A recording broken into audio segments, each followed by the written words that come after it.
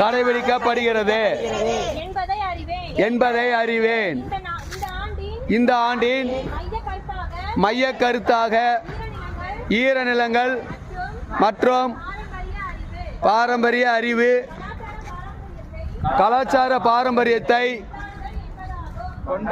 என்பதாகும்.